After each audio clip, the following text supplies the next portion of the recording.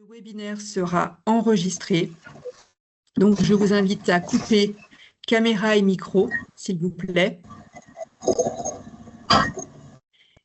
Et on réouvrira tout ce qui est lié à la communication en fin d'échange, en fin de webinaire pour pouvoir échanger.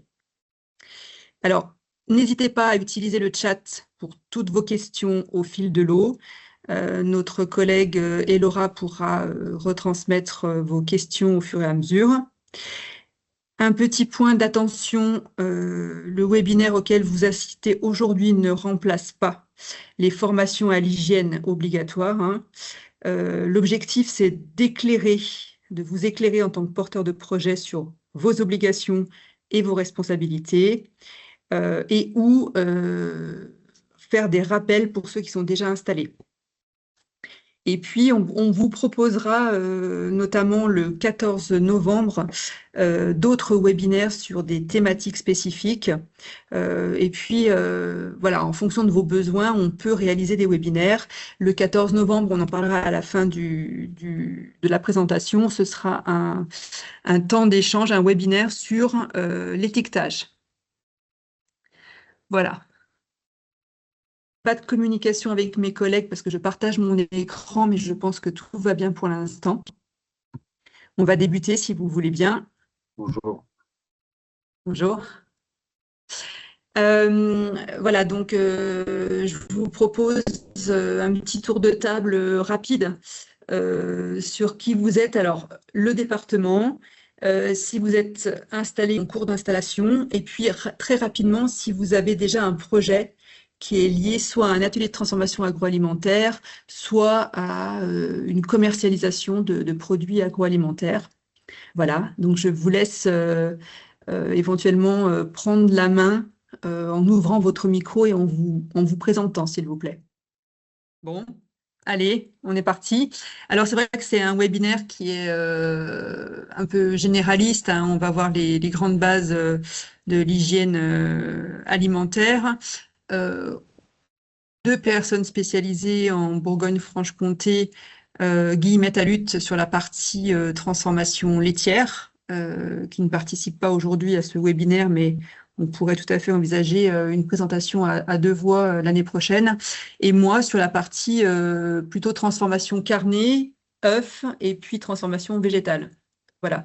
Donc, pour ma part, je n'ai pas d'entrée spécialisée sur les techniques de transformation fromagère, enfin laitière, mais on va avoir quand même les bases réglementaires qui sont similaires, notamment sur le plan de maîtrise sanitaire, les formations, etc. Voilà. Alors, c'est parti, on se lance. Donc, je répète, hein, si vous avez des questions, plutôt privilégiez le chat. Et Laura fera le relais pour me transmettre les questions au fur et à mesure. Et puis, vous verrez notre collègue Déborah qui va vous lancer des questions auxquelles on vous invite à répondre pour que ce soit un petit peu plus interactif. Alors, nous, les objectifs du webinaire, c'est de voir pourquoi on a une réglementation sanitaire dans les laboratoires fermiers, hein, pourquoi on en arrive à avoir toute cette réglementation fermière, quels sont les grands principes sur la conception des locaux, quels que soient les produits, qu'est-ce que contient un plan de maîtrise sanitaire, et puis quelles sont les diverses déclarations à réaliser lorsque l'on manipule, que l'on transporte, que l'on stocke ou que l'on commercialise et qu'on transforme des produits agroalimentaires. Alors, je pense que Déborah, tu as la première question à lancer, non? C'est fait. C'est fait, oui, voilà. Elle apparaît sur vos écrans, du coup. Donc, la première question, c'est comment vous sentez-vous aujourd'hui vis-à-vis de la réglementation sanitaire alimentaire?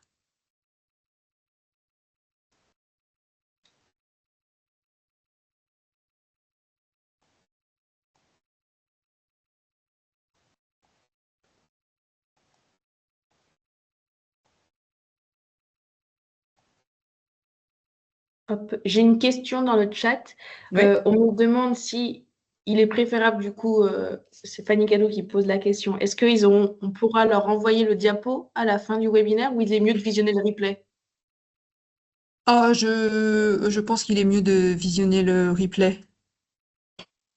D'ailleurs, l'enregistrement a dû débuter, hein. Oui. Donc, oui, le replay, non, on va pas forcément envoyer le diaporama, on va laisser le replay à disposition. Merci, Julie. En fait, c'est une présentation, hein, qui est liée à ce webinaire, donc il n'est pas utilisable en l'état, puisque l'objectif, c'est que ce soit un support pour discuter au cours du webinaire.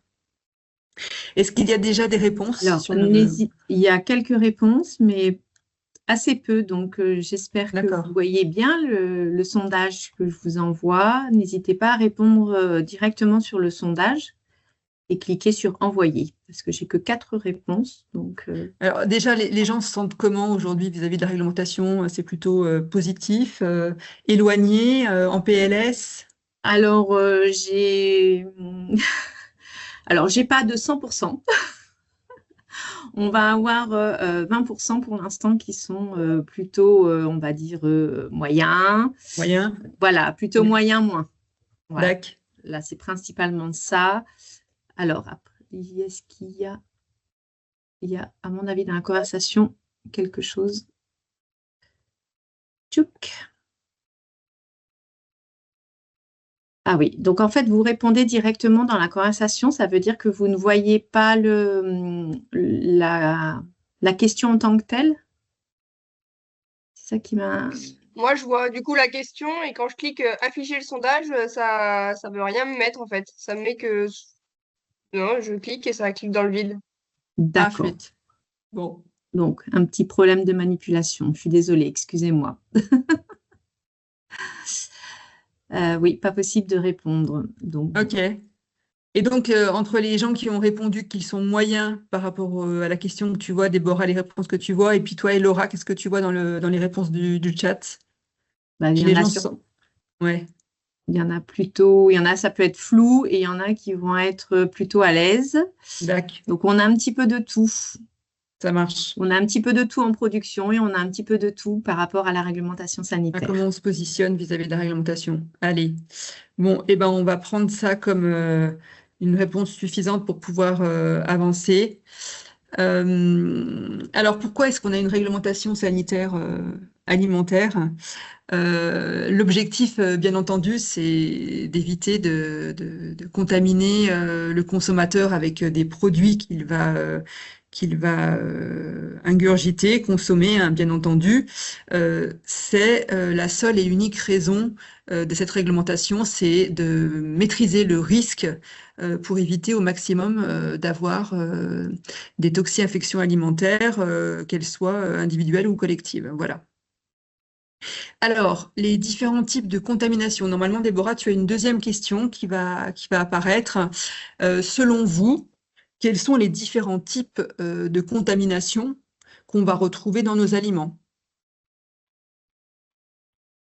Si vous n'arrivez pas à répondre sur le sondage, vous pouvez répondre directement dans le chat et on lira les questions.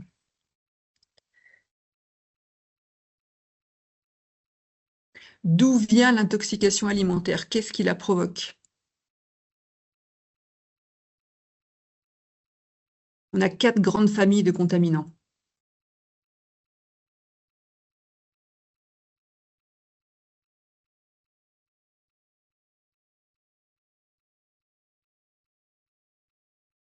Je laisse une ou 2 minutes, hein, ça va vite. Si tu veux, Julie, je peux te lire les commentaires, parce qu'on a des réponses qui arrivent, qui fusent Ah oui, dans- alors, entre ceux qui ont commencé à répondre et puis ceux qui réfléchissent un petit peu, je laisse encore 30 secondes. Et puis on prend les réponses.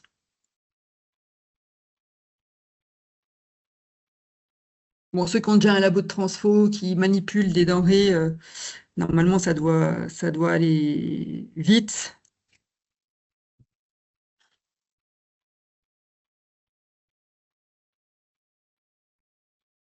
Déborah, tu as des réponses? Ah, tu n'as pas ton micro. J'ai quelques réponses, mais D'accord. assez peu. Donc, Ok. voilà, je ne sais pas si... Allez, dans on la fait con- un mix entre ce que tu as comme réponse et puis celle de Laura. Voilà, donc on va commencer par celle d'Elora, parce que je pense qu'il y a les bonnes réponses dans celle d'Elora que j'ai vu D'accord. passer. Dans les commentaires, on retrouve plusieurs fois du coup les bactéries. Ouais, Voilà. c'est ce qu'on appelle la contamination biologique. Tout à fait, les bactéries en font partie, mais également les virus. Voilà, voilà, quand le vivant contamine l'alimentaire. Ok. Ensuite, on a aussi les contaminants qui sont chimiques. Oui, tout à fait.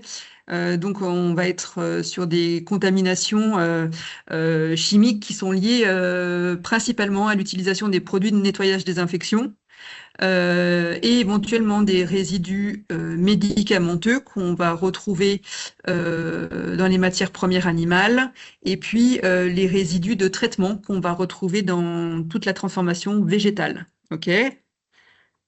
Voilà, on retrouve sur une question contamination bactérienne et fongique. Ça rentre Voilà, aussi. donc effectivement, tout ce qui est lié au vivant, hein, donc c'est de la contamination biologique. On va avoir le parasitisme, les champignons, effectivement, les levures, etc. Ouais. Ensuite, on a les corps étrangers. Oui, alors ça, c'est de la contamination dite physique. On a un paquet de corps étrangers possibles dans les aliments.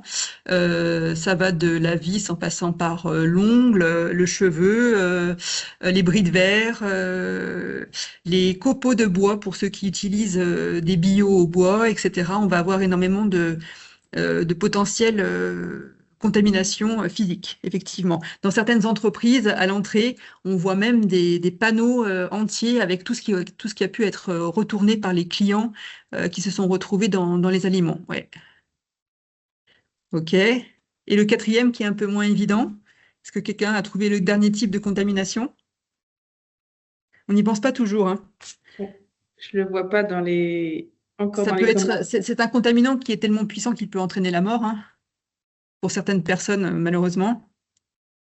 Après, j'ai un autre type de réponse. J'ai aussi des réponses qui parlent du coup de micro-organismes. Ouais, donc on est dans du biologique, ouais, contamination biologique, tout à fait. Les Si, et micro-organismes pathogènes. Comment? dans les commentaires, je l'ai vu chimique. Chimique, Exact, dans le nuage ok. de mots. Chimique, mais c'est Et pas dans le celui-là que nuage de j'attendais. mots, tu as allergie, bactéries, vers, bris et physique. Ouais, bah alors le dernier, c'est ça, hein, ce sont les allergènes. Effectivement, les allergènes, ce sont des contaminants qui peuvent être voilà, extrêmement graves hein, pour les personnes qui sont atteintes d'allergies spécifiques. Alors, on va avoir des allergies plutôt aux poissons, on va avoir des allergies aux fruits à coque. Il existe une liste d'allergènes officielle, hein, il y a 14 allergènes. Ce sont des éléments que l'on voit en formation à l'hygiène. Et lorsqu'on a un atelier de transformation agroalimentaire qui manipule ces allergènes, ça peut être par exemple du fromage qu'on va éventuellement saupoudrer de mix. Voilà, il faut bien regarder ce qu'il y a dans ces mix parce que ça peut être source de contamination pour les allergiques. Et voilà, hein, vous l'avez vu, enfin vous avez répondu, on a de la contamination biologique, de la contamination physique, de la contamination chimique et puis de la contamination par allergène. Alors, dans les contaminations chimiques, je vous ai parlé de résidus médicamenteux. Il est évident qu'on n'envoie pas à l'abattoir des animaux qui auraient été traités sans que le délai d'attente lié à la prise de médicaments ne soit respecté.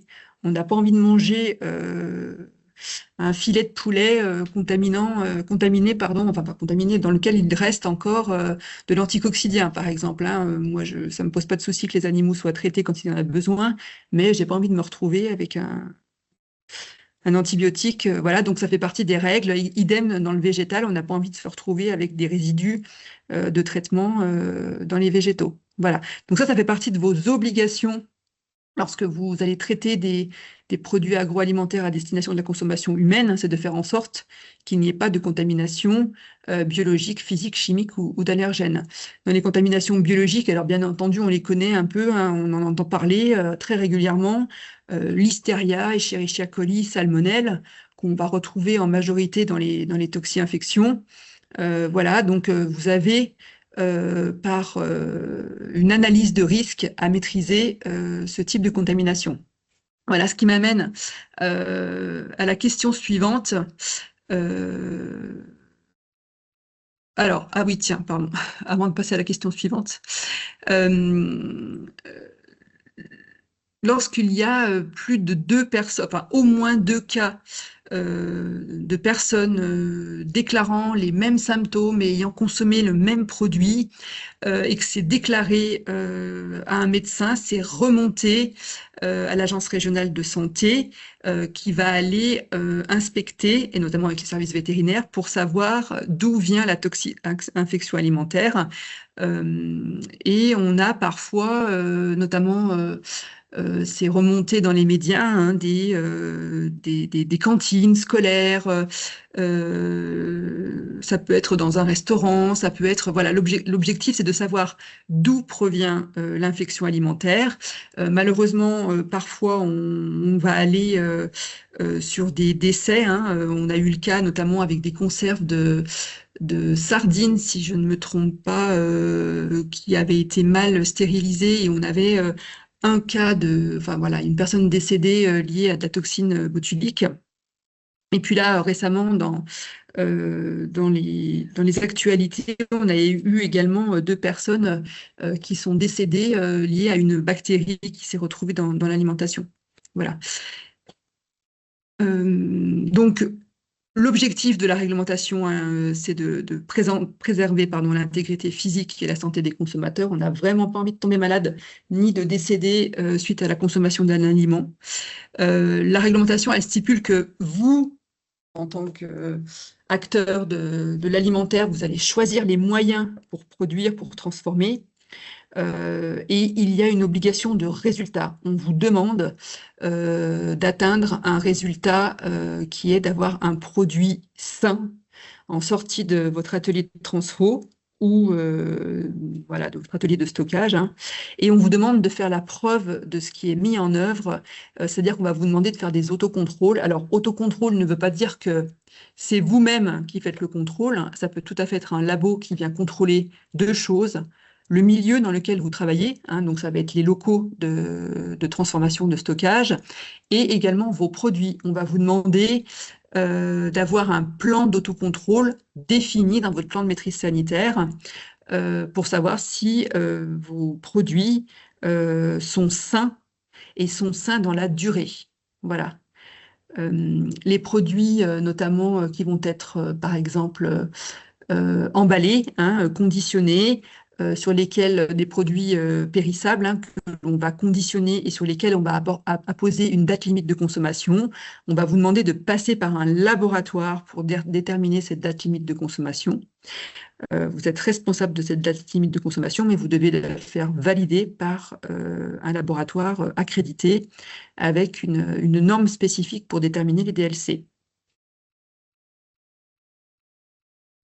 Alors, qui est-ce qui va contrôler aussi bien votre production, transformation, commercialisation? Alors, en premier lieu, sur les exploitations, on va retrouver la DDE-TSPP. Il y a une personne là qui disait qu'elle a un contrôle mercredi. Depuis le 1er janvier 2024, c'est la DDPP, DDE-TSPP, qui contrôle le végétal. Jusqu'à présent, ce n'était pas la DDPP, c'est passé sous couvert de la DDPP. Voilà, la Direction départementale de la protection des populations. On va retrouver des contrôles sur la route, notamment tout ce qui est transport à température dirigée, donc les camions frigo, les caissons frigo, on va avoir les douanes qui vont venir contrôler si vous avez bien votre attestation de transport, votre COFRAX, hein, si les températures sont respectées, et puis voilà, ils sont tout à fait susceptibles de vous contrôler. Alors gendarmerie, mairie, un peu moins. L'objectif, c'est surtout leur présence lorsqu'il y a une difficulté sur site, sur exploitation, où ils peuvent être sollicités lors d'un contrôle, hein. On peut avoir des contrôles parfois accompagnés de la gendarmerie, mais ça, c'est plutôt en dernier recours. Voilà. Et puis sur la route, on peut aussi être contrôlé, bien sûr, par la gendarmerie par rapport à ce que vous transportez. Alors, tiens, on parlait des contaminants. Oui. Juste avant de changer de diapositive, Julie, dans notre chat, on demande où est-ce qu'on se trouve ces laboratoires. Les laboratoires d'analyse, j'imagine. Alors, les laboratoires d'analyse, on va déjà aller voir le LDA, le laboratoire départemental de son département, pour voir ce qu'il propose comme type d'analyse. Tous ne font pas des analyses microbiologiques. Ensuite, vous avez sur le site du ministère de l'Agriculture les laboratoires qui sont référencés en fonction de leur activité. Et puis, une solution aussi lorsque vous avez une question par rapport à ces laboratoires, vous pouvez appeler la conseillère diversification circuit court de votre chambre d'agriculture départementale. Nous, en règle générale, en local, on a les noms des laboratoires qui pratiquent les analyses microbiologiques, qui pratiquent les déterminations de DLC. Voilà, il faut être sûr que le labo dans lequel vous allez est bien accrédité et bien aux normes pour pouvoir réaliser l'analyse que vous demandez. Voilà. Donc, ministère de l'Agriculture, on a des listes de labos avec leur spécialité, laboratoire départemental d'analyse, et puis vous rapprochez des conseillers chambres spécialisés pour du plus local. Est-ce que j'ai répondu? Oui, pour la question sur les laboratoires, merci. OK. Alors, sur les contaminants, donc on a vu la contamination par les micro-organismes. Dans les micro-organismes, hein, ah ben tiens, voilà une question qui arrive.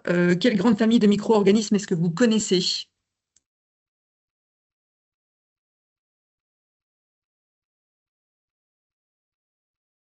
Ah, on en a cité, hein.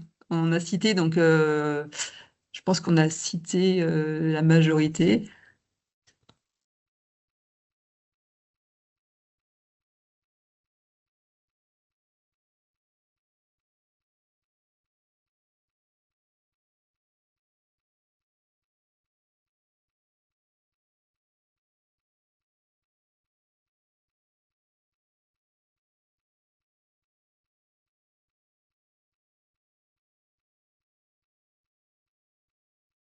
Je vous laisse 15 secondes.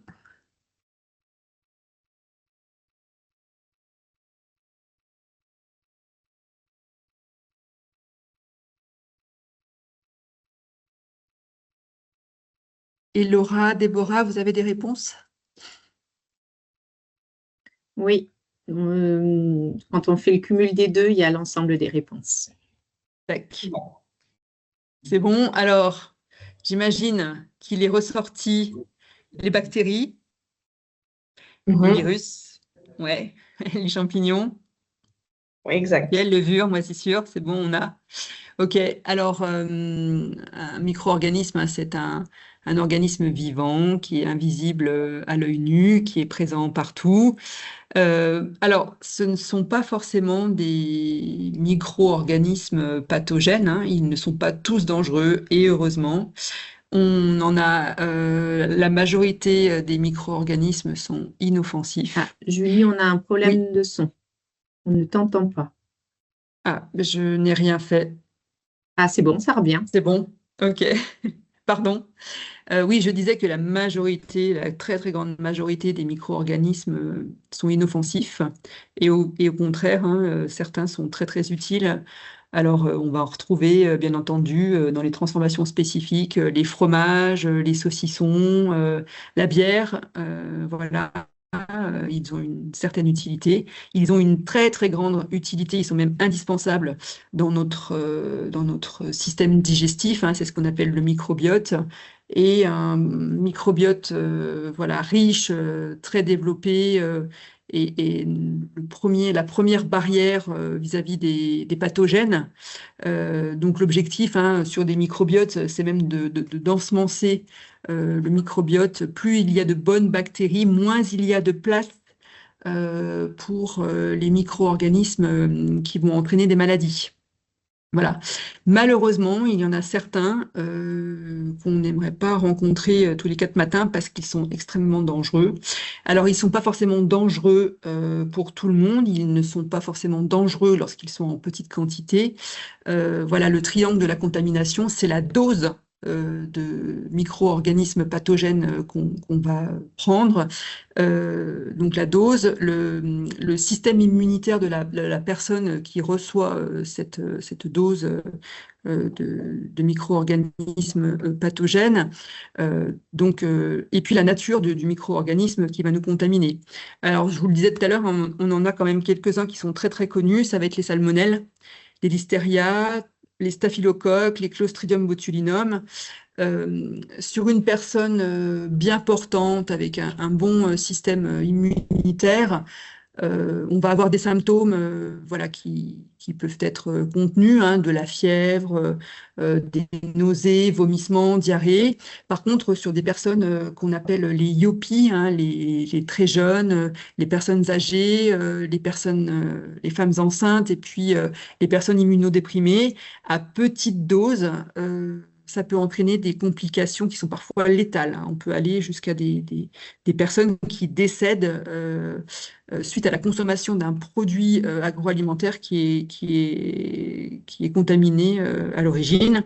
Et il faut aussi avoir en tête qu'un produit qui est contaminé avec une petite dose au départ, si il est stocké dans de mauvaises conditions, par exemple chez le consommateur, hein, il part de l'exploitation et puis il laisse le produit dans le coffre, voilà, et aller discuter à droite et à gauche, et en revenant à la maison, ben, les bactéries ont fait leur job, hein. Il y a eu une croissance exponentielle des bactéries, donc on a une charge, voilà, charge bactérienne qui a explosé, et lorsque le produit est consommé, eh bien, ça entraîne voilà, des symptômes plutôt graves. Voilà. Donc l'objectif, on ne vit pas sous bulle, on ne vit pas sous cloche, c'est une évidence. Par contre, l'objectif, c'est d'avoir un produit qui ne présente pas de bactéries pathogènes, de micro-organismes pathogènes lorsqu'il est commercialisé et consommé par le client. Voilà. De quoi est-ce qu'ils vont avoir besoin pour se développer, ces micro-organismes? Eh ben, bien entendu, ça va être de milieux humides, hein, ils ont besoin d'eau, de présence de nourriture diverses et variées, hein, ça peut être des sucres, des gras, etc. Ils ont besoin d'air, et certains autres ont besoin d'être en anaérobie, et puis d'avoir une température adaptée pour pouvoir se développer. Et en fonction des températures, on a des bactéries qui vont se développer. Alors, ce qu'on appelle les bactéries cryophiles, qui aiment bien le 0,4 degrés, c'est la température des frigos. Bien entendu, on a des classes de bactéries qui se sont spécialisées dans les températures 0,4. On a énormément de micro-organismes et de bactéries qui se développent très très bien à 37 degrés. C'est épatant parce que 37 degrés, c'est les températures qu'on retrouve voilà, dans nos organismes à nous, hein. Donc, les bactéries se sont spécialisées dans les températures. Le seul moyen de détruire totalement l'ensemble des micro-organismes, je dis bien l'ensemble des micro-organismes, hein, c'est le process de stérilisation. C'est la seule chose sur Terre aujourd'hui qui tue absolument tout. C'est la stérilisation lorsqu'elle est faite dans un autoclave professionnel. Aujourd'hui, il est strictement interdit d'utiliser des stérilisateurs ménagers lorsque l'on est un professionnel de l'agroalimentaire. Et j'appelle les professionnels de l'agroalimentaire les personnes qui commercialisent leurs produits, hein, qui produisent et qui commercialisent leurs produits. Je répète, il est interdit d'utiliser des stérilisateurs ménagers. Voilà. On pense souvent à tort que la congélation est un moyen de destruction des micro-organismes. Absolument pas. Ça endort, c'est-à-dire ça stoppe le développement des micro-organismes, mais ça ne les tue absolument pas. Et lorsqu'on remonte en température, les croissances bactériennes, les croissances bactériennes principalement, reprennent de plus belle. Voilà, donc la congélation est un process très spécifique en atelier de transfo. La phase de décongélation est également encadrée dans le plan de maîtrise sanitaire. Voilà. L'eau est un problème dans les labos, puisque l'objectif, c'est qu'il y ait le moins d'humidité possible dans les labos. On vous demande d'avoir des systèmes qui s'assèchent hein, rapidement, pas de résidus d'eau dans les labos, ni sur les murs, ni au plafond, ni au sol. On vous demande d'ailleurs d'avoir on va le voir un petit peu plus loin, hein, d'avoir des évacuations des eaux usées, notamment par le sol. Et puis on va avoir aussi certains process qui vont stopper le développement des micro-organismes, comme par exemple des taux de sucre, voilà, ce qu'on appelle le degré Brix, notamment pour les confitures, où le sucre est un excellent moyen de conservation, tout comme le sel, voilà, les milieux très acides, les vinaigres, etc., voilà, certains produits en milieu très acide vont bien se conserver. Pour autant, il faut maîtriser les process. C'est bien parce que j'ai l'impression de faire un monologue. Je vois personne, j'ai que mon diaporama. Enfin, j'espère que, voilà, que ça se passe bien pour vous, parce que je me parle à moi-même, là. Voilà. Il n'y a pas de questions, Elora? Non, pas de questions Ça pour le marche? moment. Ok. Il y a un petit commentaire Bon. qui dit que c'est parfait. Ah, merci. Ouais, je m'auto-soule peut-être. Non. Ah tiens, ah ouais. Donc là, d'où peuvent provenir les contaminations microbiologiques? Donc on a vu les types de contamination, donc les contaminations biologiques, les contaminations physiques, les contaminations chimiques, et les contaminations par allergènes. Maintenant, d'où est-ce qu'elles proviennent ces contaminations? Comment elles arrivent? C'est la question. Et puis, je vous oriente un tout petit peu pour ceux qui ont déjà un plan de maîtrise sanitaire et qui ont déjà fait une analyse de risque.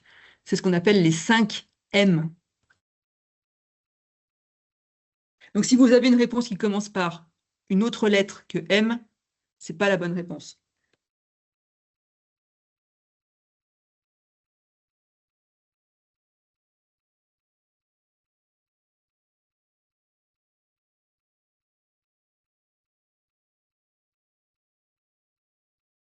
Je vois Déborah qui hoche la tête, tu vois des bonnes réponses, c'est ça?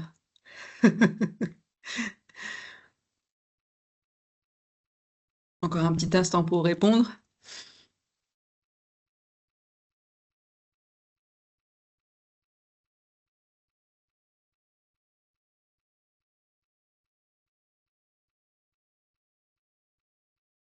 Je vous ai...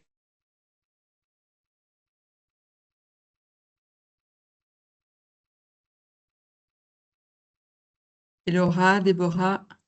C'est tout bon. Oui. Enfin, Alors, tout le monde n'a pas répondu, mais on a tout. c'est vrai? Ouais. Alors, je peux Vas-y, mettre la Laura. diapo d'après, alors. Ouais. C'est ça? Les 5 M qu'on a retrouvés?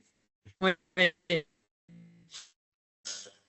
Alors, dans l'ordre, la première source de contamination, ça va être la main-d'œuvre. Voilà, hein, nous, on est porteurs d'une quantité assez importante de micro-organismes hein, et de bactéries, on vit très bien avec. Pour autant, on porte aussi des micro-organismes qu'on n'a pas envie de voir, comme des Escherichia coli, du staphylocoque doré. Hein, on peut être porteur sain. D'ailleurs, une des précautions à prendre pour pouvoir maîtriser son activité dans le labo et dans la manipulation, c'est de connaître son état de santé et de savoir si nous-mêmes, en tant que manipulateurs porteurs, avant d'aller mettre les mains dans de l'alimentaire. Donc, ça vaut le coup d'aller faire une prise de sang pour aller chercher notamment tout ce qui est lié au staph, hein, les staphylocoques dorés. Voilà, on peut tout à fait être porteur sain. Et lorsqu'on est porteur sain de staphylocoque doré, on va avoir des précautions particulières. Donc, la main-d'œuvre est la première source de contamination par l'intermédiaire des mains. C'est pour ça qu'on vous demande d'avoir à proximité de votre lieu de travail, enfin de votre lieu de manipulation, des lave-mains à commande non manuelle. Je précise bien à commande non manuelle parce que si on touche des robinets avec les mains sales, on se lave les mains et qu'on repose les mains propres sur des robinets sales, eh ben, vous l'avez compris, on se recontamine. La main-d'œuvre, elle est contaminante donc par les mains, par son état de santé, et elle est contaminante également éventuellement par une tenue qui ne serait pas adaptée. On ne rentre pas dans le labo de transfo avec le service à aller sur de la côte. Là, c'est vraiment une exagération de ma part. On rentre dans un labo de transfo avec une tenue propre qui est réservée à l'atelier de transfo. Ce qui va être contaminant, c'est également la matière première. Alors, tout à l'heure, on en parlait, hein, une matière première animale dans laquelle il resterait des résidus de traitement, eh ben, c'est une contamination chimique. Une matière animale serait contaminée par un virus, une bactérie, eh bien, on n'abat pas les animaux malades. En alimentaire, hein, on n'amène pas une bestiole à l'abattoir si elle est malade.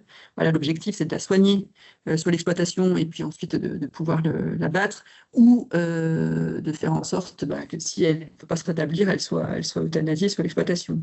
Pour les végétaux, pareil, on fait en sorte de ne pas mettre en commercialisation et en transformation des végétaux dans lesquels il resterait des contaminants. On fait attention au lieu de stockage des végétaux parce qu'on pourrait avoir des contaminations, notamment par des petites bestioles type rongeurs qui viendraient ou déféquer sur des végétaux stockés, hein, voilà. Pour les hausses, lorsque j'ai entendu qu'il y avait plusieurs personnes qui avaient du miel, lorsque l'on a des hausses, on fait en sorte de ne pas toucher la terre avec les cadres, parce qu'on a des risques de contamination et on sait que dans la terre, on a plusieurs types de contaminants. Voilà.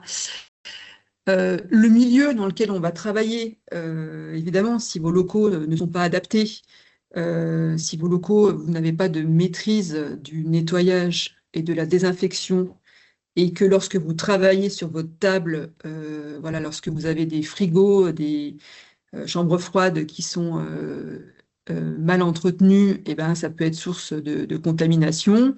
Ça peut aussi être source de développement, c'est-à-dire que voilà, si vous avez des locaux qui s'assèchent mal, des locaux qui sont dans des matériaux qui ne sont pas lavables, eh ben, ça va poser une difficulté.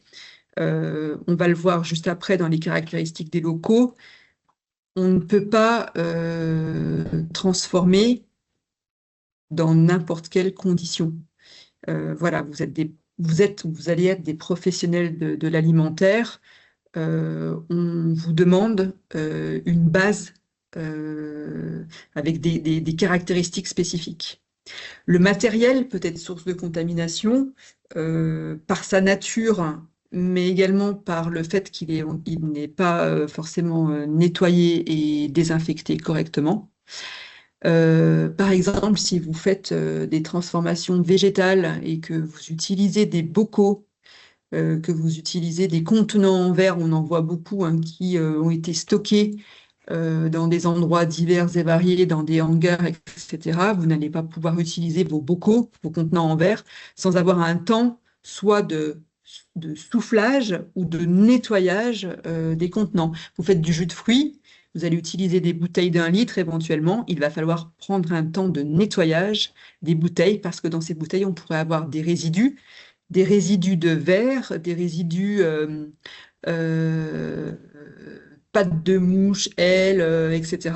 Et moi, quand j'achète un jus de pomme, j'achète pas un jus de pomme aromatisé à la pâte de mouche. Donc, on vous demande d'avoir une précaution spécifique par rapport à vos contenants. Et enfin, dans les 5 M, ce qui va être source de contamination et de développement microbiologique, c'est la méthode. Lorsque vous devenez professionnel de l'agroalimentaire, vous devez maîtriser les méthodes de découpe, transformation, cuisson, stockage de vos aliments. Voilà, donc la méthode est à maîtriser lorsqu'on a une transformation agroalimentaire. C'est bien, c'est que personne ne me contredit. Alors, justement, donc ça doit être très clair, Julie. Okay.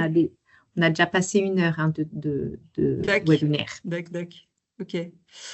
Ok. Alors, les grands principes pour la conception des locaux.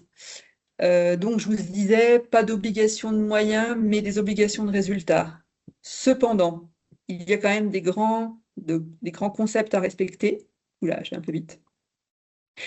C'est qu'il faut qu'on ait des matériaux qui soient adaptés à l'agroalimentaire, donc dans les locaux, hein, des matériaux faciles d'entretien du sol au plafond. Et les grands principes qui sont retenus, c'est lisse, lavable, résistant à la corrosion, imperméable, non toxique, de couleur claire, imputrescible, inoxydable. Facile? Alors pourquoi de couleur claire? Eh ben parce qu'on voit si c'est sale, hein, travailler dans des pièces noires, c'est un peu compliqué de voir si on a des restes de salissure. Lavable, lisse, parce qu'on vous demande voilà, de pouvoir laver à grande eau vos ateliers. Imputrescible, bien sûr, on ne veut pas de développement de micro-organismes. Voilà. Alors, aérer et ventiler, donc c'est ce que je vous disais tout à l'heure, l'objectif c'est de maîtriser la présence d'humidité, donc on ne veut pas de condensation dans les locaux. Et lorsque l'on fait des cuissons, on va vous demander d'avoir des dispositifs pour évacuer les vapeurs et également les mauvaises odeurs. Au niveau de l'éclairage, on vous demande un éclairage suffisant. Alors pourquoi suffisant? Parce que l'être humain, il est quand même bien foutu. On a nos yeux, notre nez, voilà, on a des sens qui nous mettent en alerte. Et l'éclairage suffisant, ça nous permet de voir si les produits qu'on manipule ont la couleur habituelle, tout simplement. Une viande qui aurait une couleur inhabituelle, pour celui qui la manipule, ça va lui mettre la puce à l'oreille, hein, de se dire, tiens, ce petit côté vert sur les aiguillettes à l'intérieur de mes filets de poulet, c'est pas normal. Voilà, bon, bah, effectivement, on va faire un retrait partiel sur les filets de poulet parce qu'on sait qu'il y a un souci. Voilà. Et aussi de l'éclairage qui va être... enfin, tout le système électrique, hein, et l'éclairage doit être étanche dans les labos de transfo, mais parce qu'en fait, quand on nettoie à grande eau, ben, il n'y a pas de risque électrique dans les ateliers. Et si vous utilisez... Ah oui, tiens, on n'en a pas encore parlé, je ne sais plus si on en parle après. Ouais, si. Si vous utilisez des matériaux type panneau sandwich dans vos labos, depuis 2012, la RT 2012, on vous demande à ce que toute l'électricité soit en apparent. Vous ne pouvez plus avoir les gaines électriques qui passent à l'intérieur. Le risque, il n'est pas tout à fait sanitaire, il est lié à du risque incendie. Évacuation des eaux de lavage rapide et efficace. Donc, évacuation des eaux usées par le sol. Voilà. Et qui dit évacuation des eaux usées, pardon, dit traitement des eaux usées. Donc, on va vous demander de réfléchir à quel type de système d'évacuation, enfin de réception des eaux usées vous allez mettre en place. Donc, si c'est du tout à l'égout, on va vous demander quand même de vous rapprocher du syndicat des eaux et du syndicat d'assainissement pour voir s'il est en capacité d'absorber vos quantités d'eau rejetées. Alors, très clairement, un labo de transfo, il rejette des eaux de lavage, hein, avec des produits de nettoyage, ni plus ni moins. Et si vous avez un toilette, un WC dans le labo, bah, ça va être voilà, des résidus d'eau de WC. On vous demande d'avoir des équipements professionnels, donc c'est ce que je vous disais tout à l'heure, hein, pas de stérilisateur ménager, mais on a des autoclaves. Au niveau de la cuisson, on vous demande d'avoir des systèmes de cuisson adaptés à vos produits. Le froid, l'objectif, c'est qu'ils maintiennent en fonction des produits à la température adaptée, hein. Alors je sais qu'en laitier, les produits laitiers, on n'est pas systématiquement sur du 0,4 degrés. Par contre, sur du carnet, on est systématiquement sur du 0,4.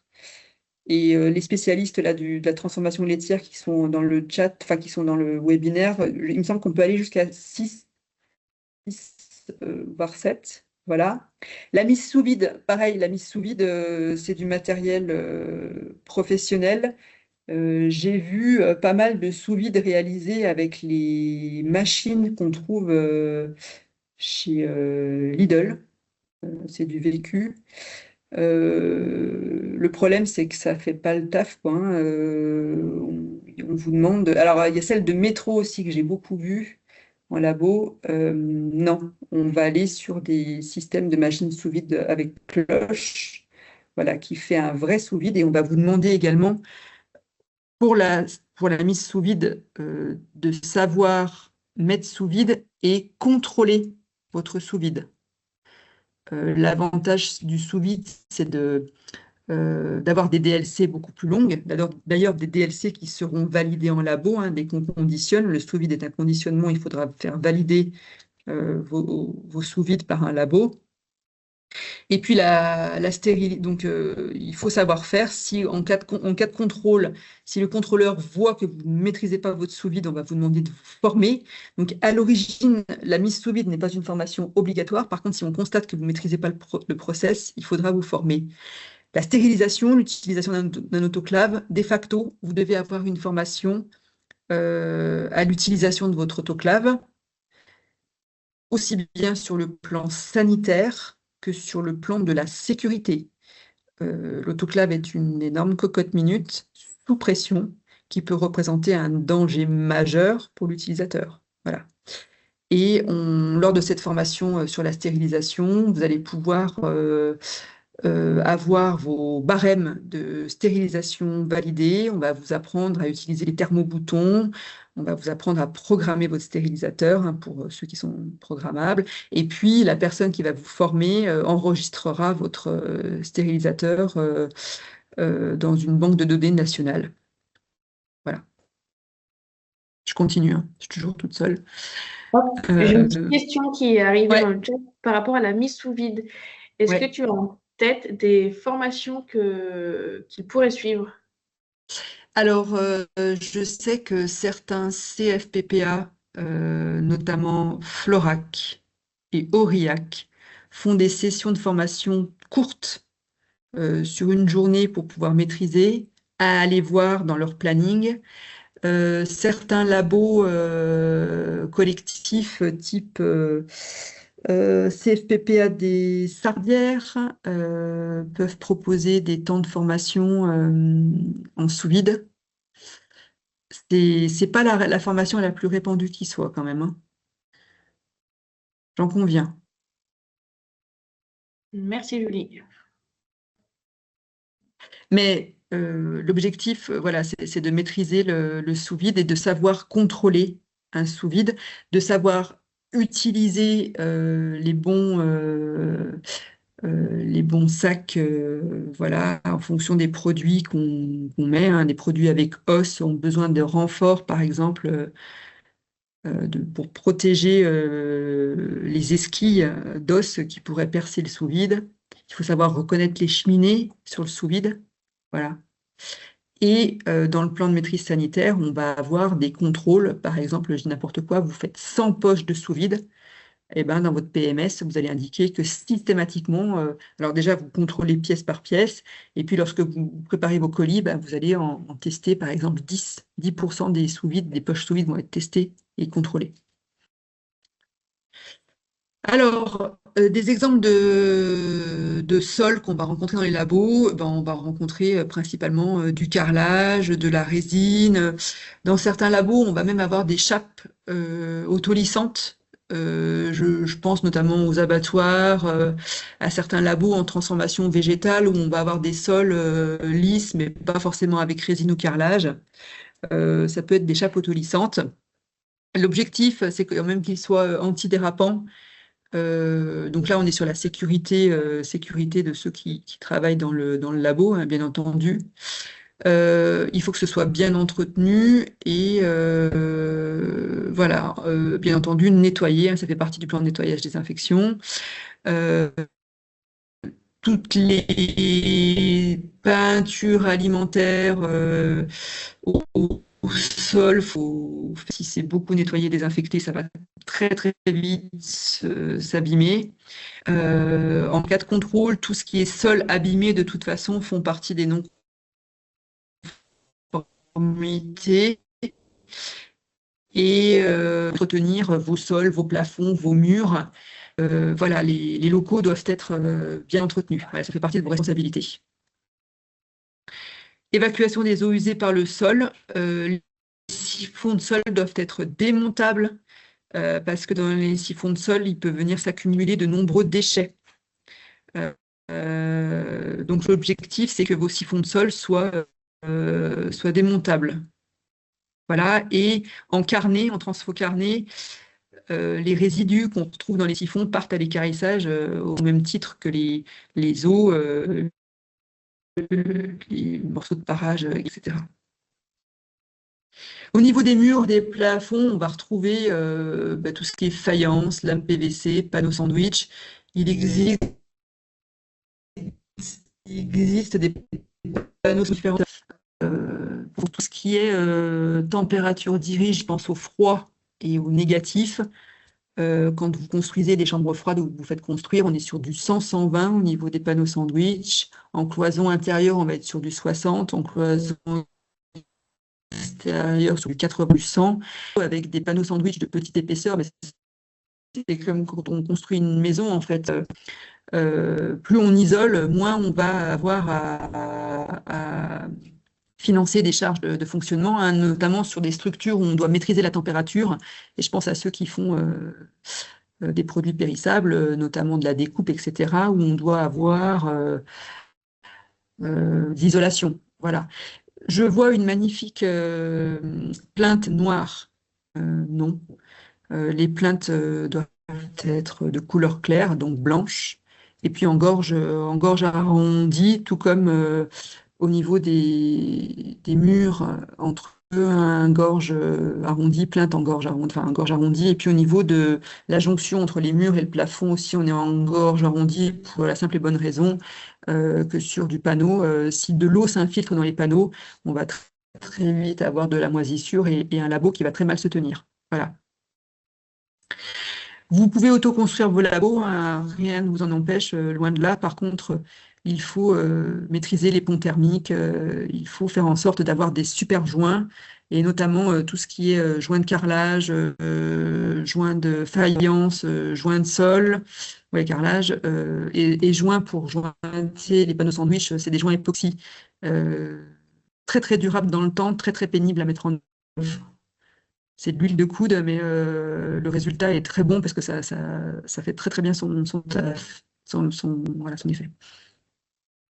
Dans votre labo, lorsque vous allez concevoir un labo, si c'est déjà fait, on a des grands principes, et notamment ce qu'on appelle le principe de la marche en avant. Donc, on va de la zone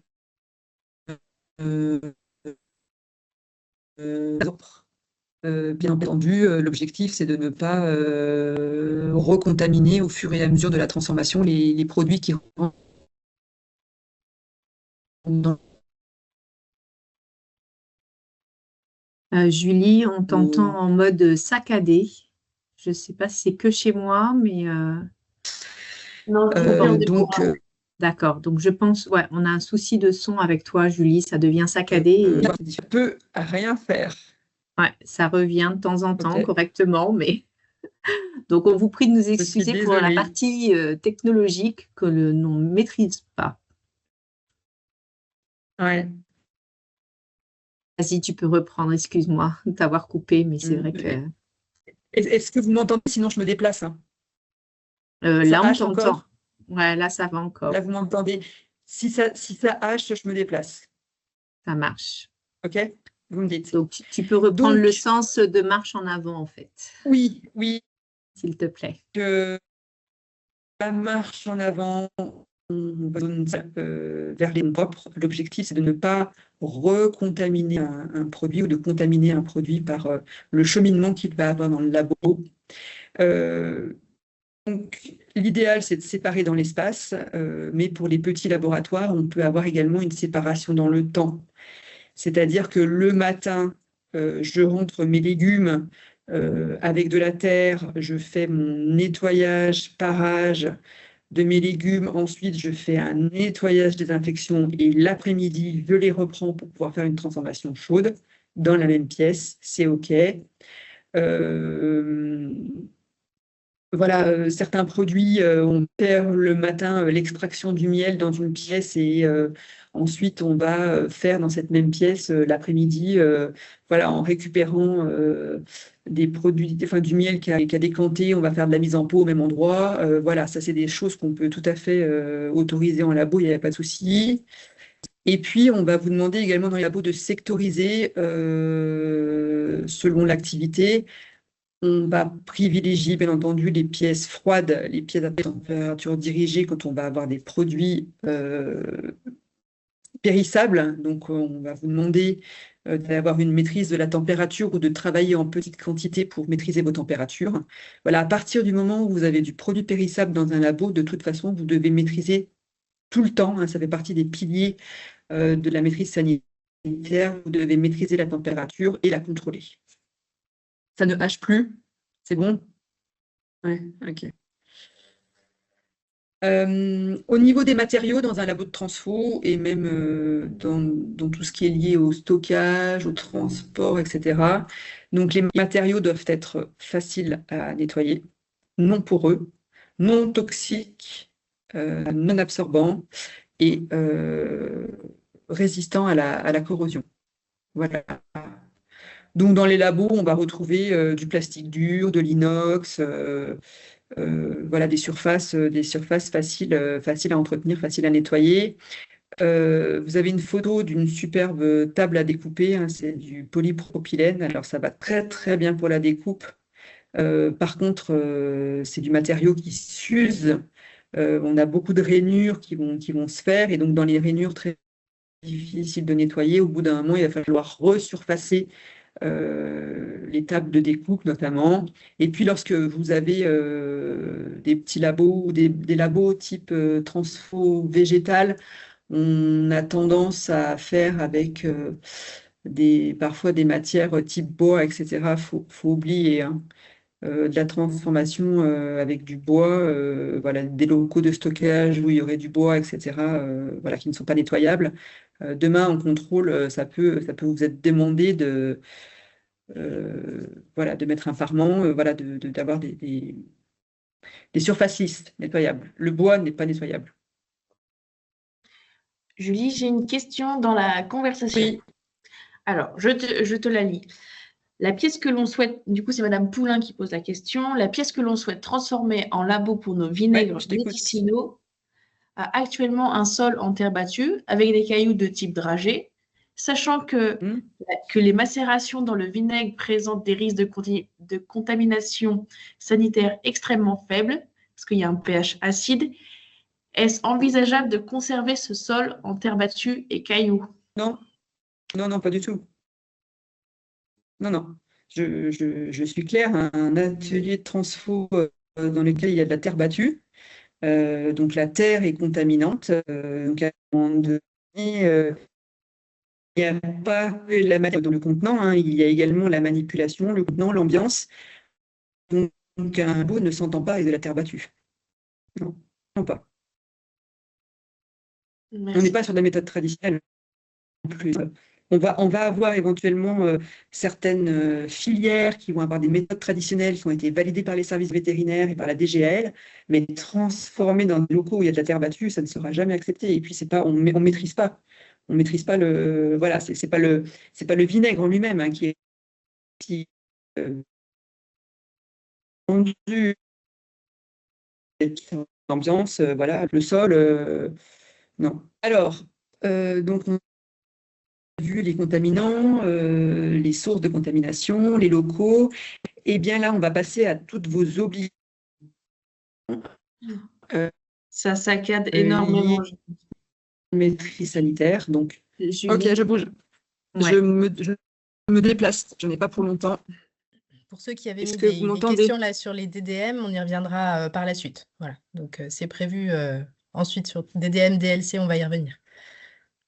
Ok.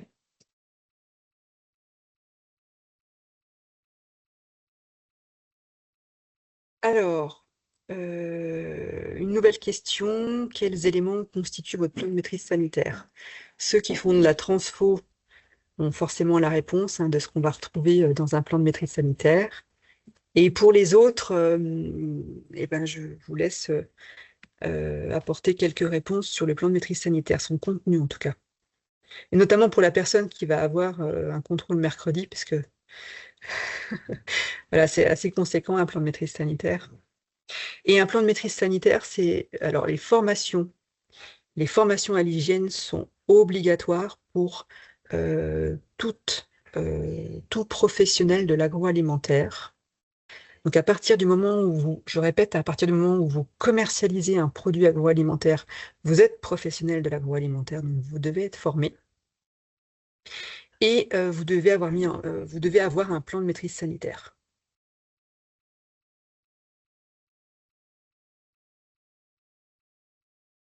Donc, n'hésitez pas à répondre à la question sur quels éléments constituent votre plan de maîtrise sanitaire. Ouais, c'est un peu plus complexe.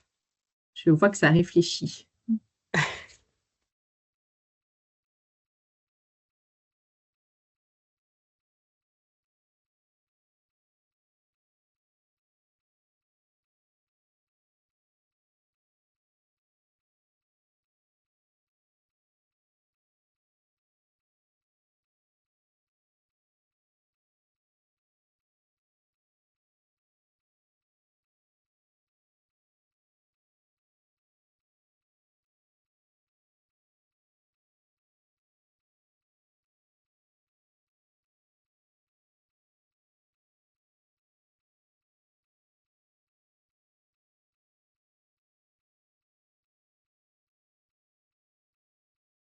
On a déjà quelques réponses qu'on peut regarder. Oui. On a tout ce qui est système de nettoyage, lavage. Alors, système ou alors, plan de fréquence nettoyage, désinfection.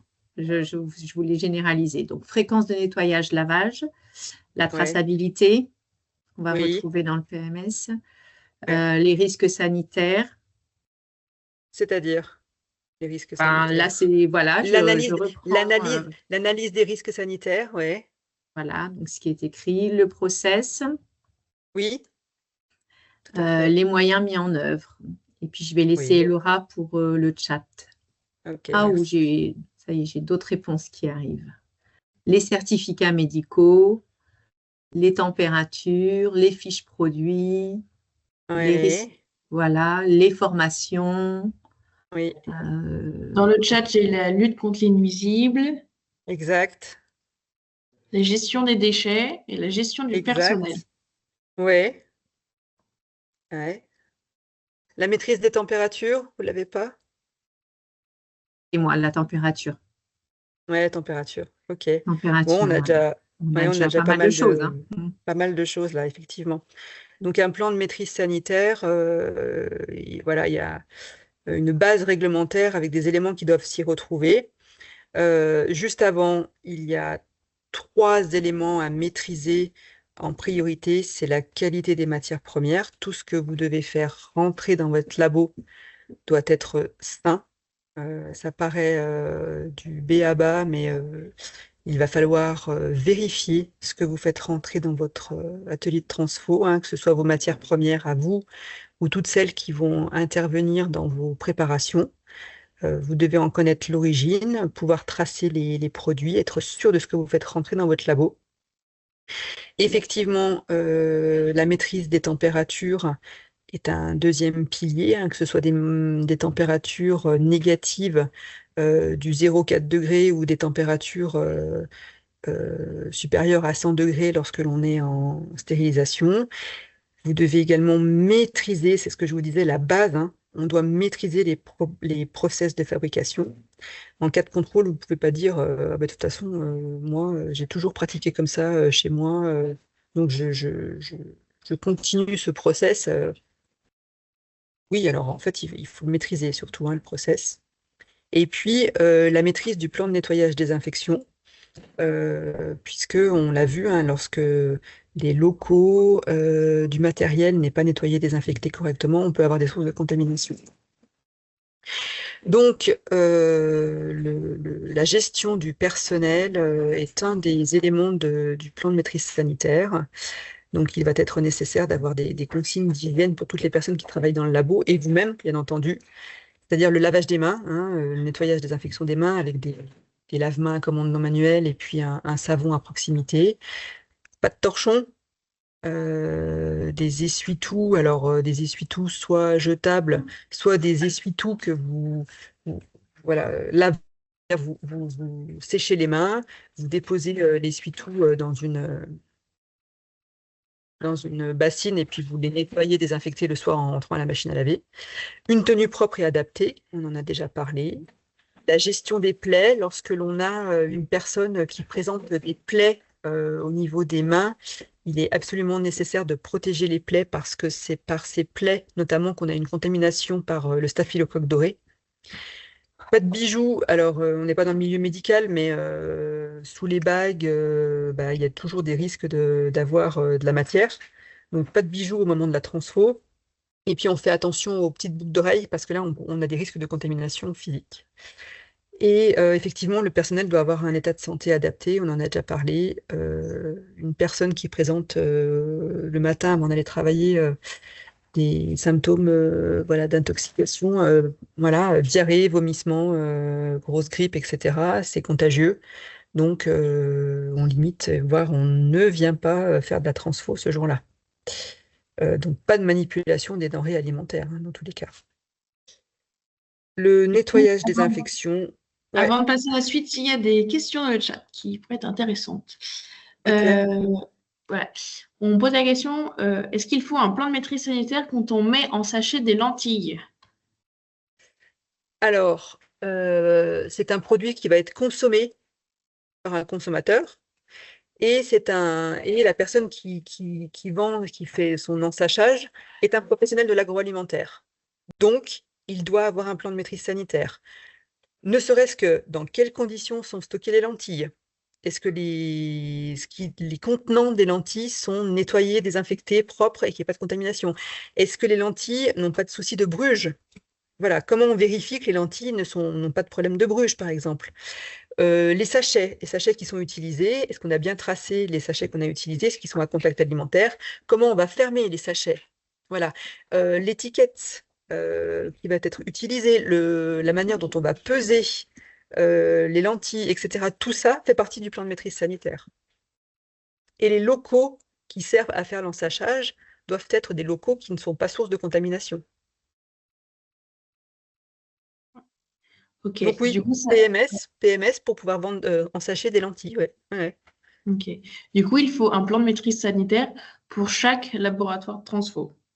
Pour chaque professionnel qui manipule, transforme, stocke et commercialise un produit agroalimentaire, oui, bien sûr. Ok.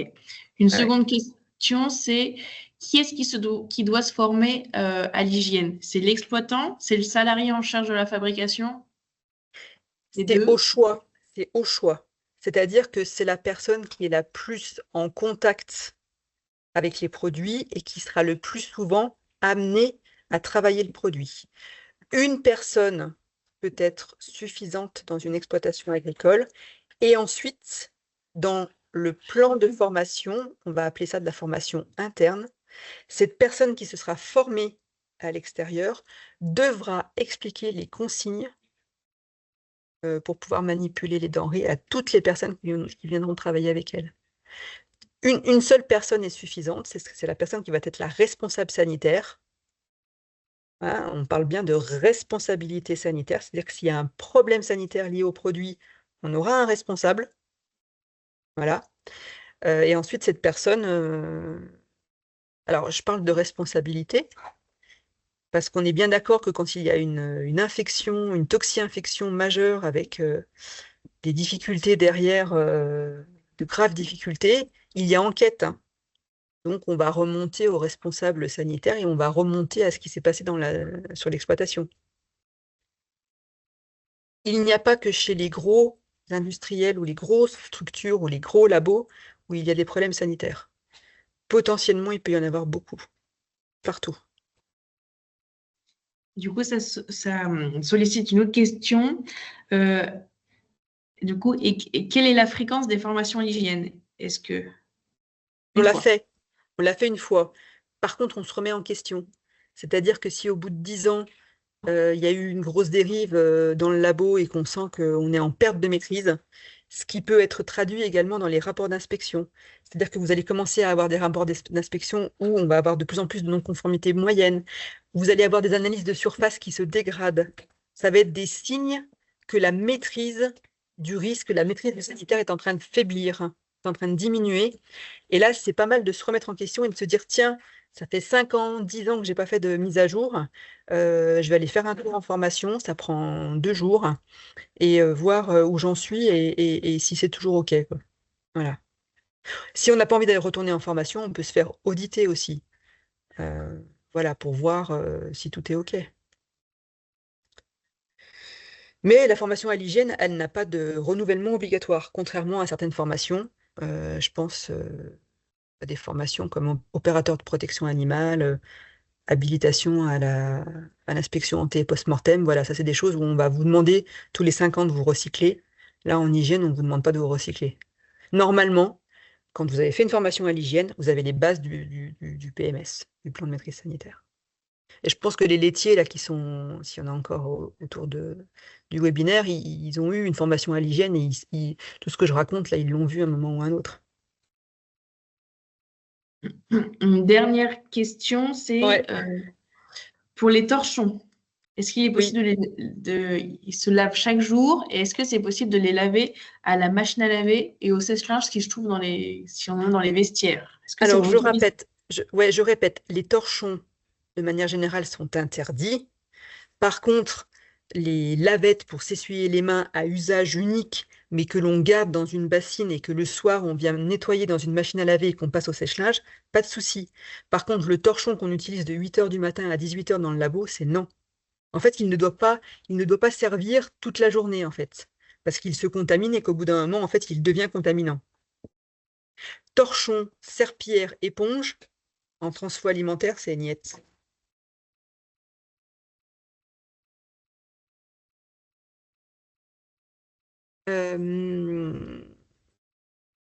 Un point hyper important du plan de maîtrise sanitaire, c'est le nettoyage et la désinfection.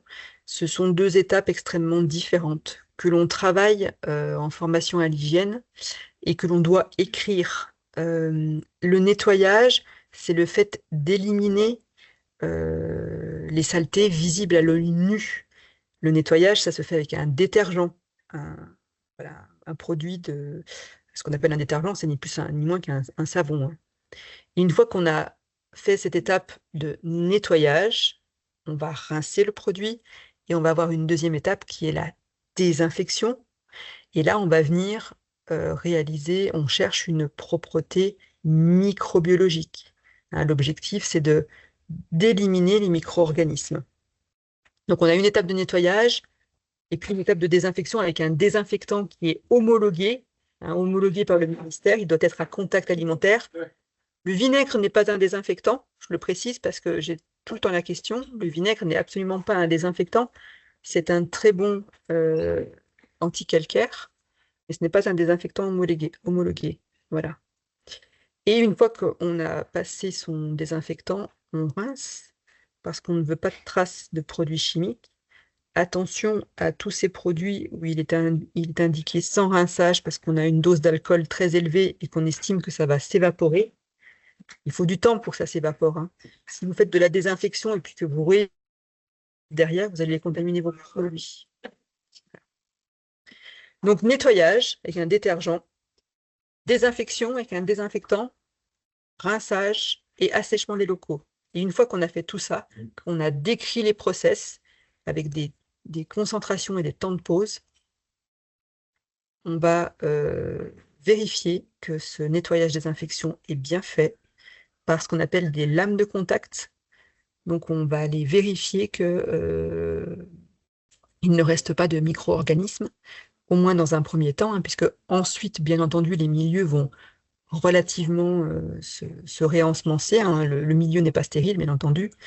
Voilà, mais vous allez devoir un autocontrôle, un contrôle de vos surfaces pour pouvoir également maîtriser et valider votre nettoyage des infections. Et le nettoyage des infections est décrit, hein, longuement dans le PMS. Voilà.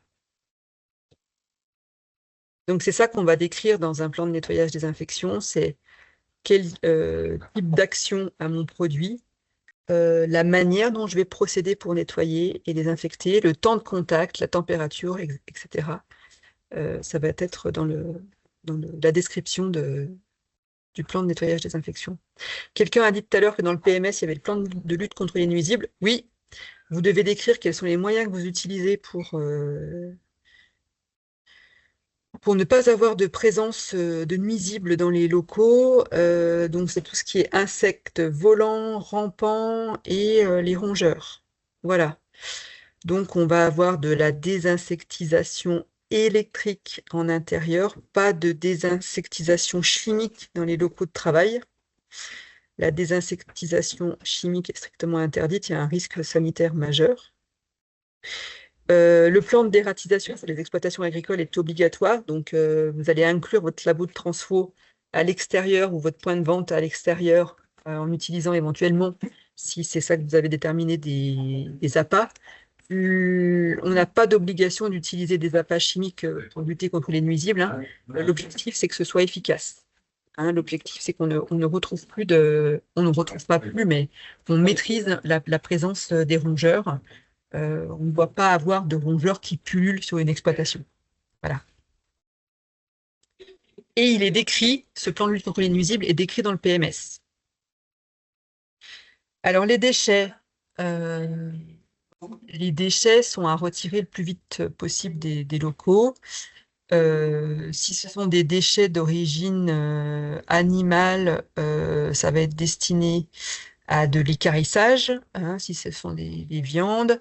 Tout ce qui est végétaux, ça peut être en ordures ménagères ou en compost. Voilà, c'est autorisé. Si ce sont des déchets type carnet, il est possible de les stocker en température ambiante, mais l'enlèvement doit être quotidien. On peut stocker des déchets carnés en température réfrigérée jusqu'à 7 jours. Et on peut stocker des déchets carnés à température négative. Là, on n'a pas de limite, si ce n'est le volume de stockage. Et bien entendu, l'équarrissage va être obligatoire à partir du moment où on a des produits carnés. Voilà. Sinon, ça peut être du tri sélectif, bien entendu, du compostage, etc. Voilà. En termes de température, les labos dans lesquels vous allez travailler doivent avoir une température adaptée à ce que vous faites. Bien entendu, en fonction des produits, on va avoir des températures différentes.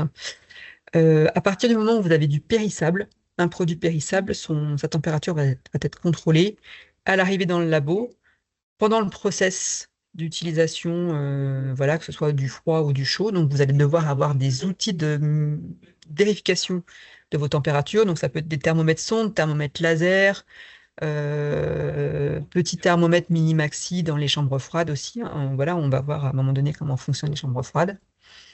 Et puis pendant le transport, on doit également avoir, alors, au moment de la réception des matières et au moment de l'expédition, lorsque ça quitte votre labo, si ce sont des denrées périssables avec température spécifique, vous devez vérifier votre température au départ de chez vous et la vérifier au moment de la livraison et la consigner éventuellement, si c'est de la vente à intermédiaire, sur le bon de livraison.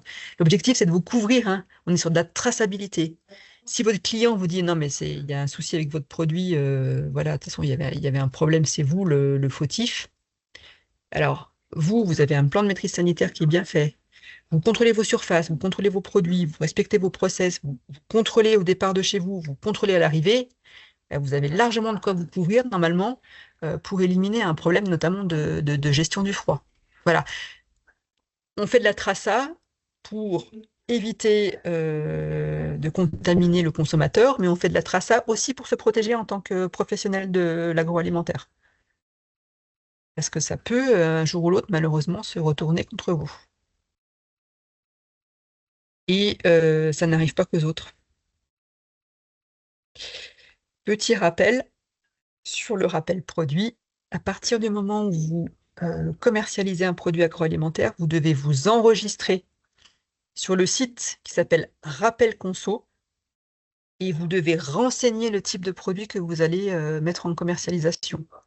Le jour où il y a un pépin sanitaire, avec rappel conso, très très vite, vous allez pouvoir communiquer sur le problème sanitaire.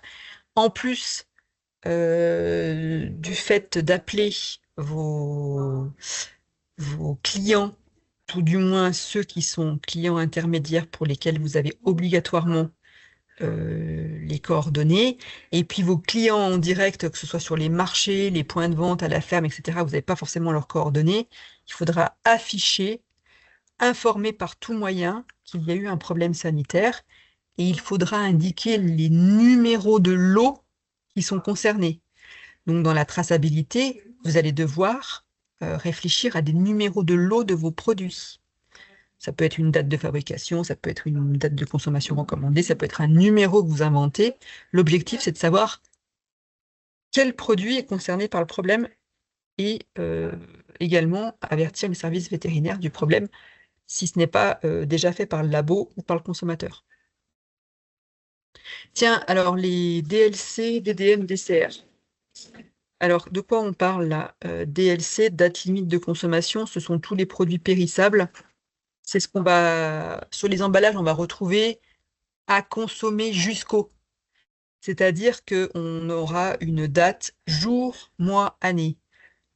Vous avez un produit périssable, vous lui mettez une date de limite de consommation. Ça veut dire qu'au-delà de cette limite, le produit peut être dangereux à la santé.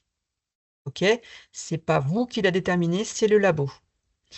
La date limite de consommation, jusqu'à la date du produit, le produit est bon à manger. Au-delà, vous prenez un risque en tant que consommateur. Et vous ne mettez pas DLC sur les étiquettes. Parce que vous et moi, là, autour du webinaire, on a des notions voilà, de ce que ça veut dire DLC. On ne s'adresse pas à une population qui est forcément avec toutes les mêmes infos. Il faut bien marquer à consommer jusqu'au. Ça doit apparaître sur vos étiquettes. La DDM, c'est la date de durabilité minimale. Donc, on va retrouver les notions de à consommer de préférence avant le, à consommer avant fin. C'est-à-dire que jusqu'à la date indiquée, vous garantissez la qualité organoleptique, la qualité du goût, de l'odeur, de l'apparence. Au-delà de cette température, un consommateur qui mangerait une confiture, un miel, des biscuits, voilà, voilà, des produits stabilisés, qui mangerait les produits stabilisés au-delà de la date de durabilité minimale, il n'aurait pas de problème sanitaire. Simplement, le produit a pu évoluer. Il n'aurait peut-être pas le même goût, quoi. Voilà. D'ailleurs, on a de plus en plus d'éléments sur les étiquettes qui disent au-delà de la date de durabilité, je suis encore mangeable. Voilà, c'est pour éviter le gaspillage, parce qu'on en jette quand même pas mal, quoi. Hein, alors que c'est consommable. Et puis enfin, il y a la DCR, la date de consommation recommandée. Donc ça, c'est valable uniquement pour les œufs. C'est le même topo, hein, c'est une date de consommation au-delà de laquelle, alors, n'a pas forcément de risque sanitaire, mais bon, c'est une date qui a été fixée à 28 jours. Les œufs sont consommables pendant 28 jours. Voilà. Au-delà, on les teste dans l'eau pour voir s'ils remontent. Non, j'exagère, on les cuit. Voilà. L'œuf est un produit extraordinaire, c'est un coffre-fort. Voilà, quand c'est bien fait, tout se passe bien avec l'œuf. Et on retrouve sur les boîtes à consommer jusqu'au, ou de préférence avant le. On va retrouver des CR, enfin des dates de consommation, des dates de durabilité minimale sur tous les produits qui sont emballés, hein. Tous les produits emballés doivent avoir une date de consommation. Et là, pour le coup, on ne va pas la faire tester en labo. C'est des dates empiriques. Voilà. Un gros morceau dans le PMS, c'est l'analyse des risques. Donc là, on va vous demander vos diagrammes de fabrication, que ce soit le produit que vous faites, que ce soit du vinaigre aromatisé aux plantes aromatiques, des confitures, du coq au vin, de l'abattage de volaille, etc. On va vous demander de faire des diagrammes, étape par étape. Donc, où ça se fait, avec quelle matière, quel process, qu'est-ce qu'on surveille, et on va vous demander d'avoir un déroulé comme ça pour chaque produit avec les étapes à risque. Voilà, on va faire une analyse de risque. Voilà, et puis on va déterminer des seuils acceptables, des niveaux. Ça peut être par exemple des niveaux de bactéries, des niveaux de température, etc. Donc des seuils que vous allez déterminer. Puis en face, on va vous demander de réfléchir à je n'ai pas respecté un des seuils où j'ai un problème, quelles mesures correctives je mets en place. Et au final, si vraiment il y a eu un pépin sanitaire avec mon produit, comment je fais pour faire du retrait-rappel de ce produit. Voilà, c'est ce qu'on a vu juste avant. Et ça va être à faire pour tous vos produits. Que ce soit du miel, voilà, du coq, tout produit. Les autocontrôles, j'en ai parlé, c'est soit des autocontrôles de milieu, soit des autocontrôles de produits. On va aller voir dans le labo le milieu s'il est adéquat, hein, s'il n'a pas de problème sanitaire. Donc, soit vous faites venir un labo pour pouvoir faire vos analyses, soit vous les faites vous-même avec des lames de contact. En formation à l'hygiène, je vous apprends à utiliser les lames de contact et qu'est-ce qu'on utilise comme lame de contact en fonction de ce qu'on recherche de ce qu'on fait. Voilà. Donc, on va aller rechercher de la salmonelle, de la listeria, de l'Escherichia coli, de la flore totale, en fonction de ce qu'on travaille, voilà, et de votre analyse de risque. Et puis, on va également avoir des contrôles sur les produits. Ah, et Laura, tu as quelque chose à dire? Oui, je te laisse finir et après j'ai des questions. Ok. Et on va avoir des contrôles également sur les produits, donc en fonction des catégories de produits, des process. On va aller faire analyser les produits en labo pour savoir s'ils ne présentent pas de risque sanitaire. Voilà. Et on va faire valider également les DLC. Et les labos qui manipulent des denrées carnées, on va faire tourner les validations de DLC, on va dire un produit spécifique par an. Et puis les DLC, elles sont pas. Les DLC, elles sont déterminées par. Enfin, elles dépendantes du labo et de celui qui manipule et de la matière première.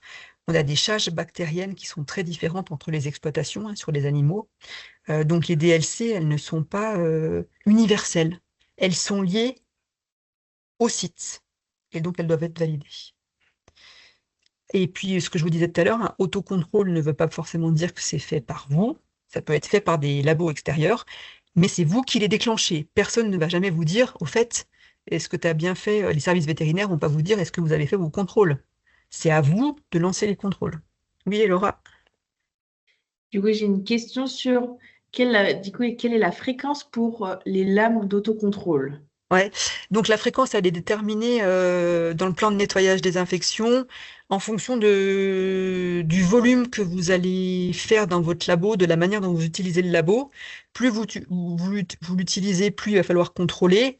Et puis, il y a deux phases dans les lames de contact. Il y a la première phase qui va être la validation de votre plan de nettoyage désinfection.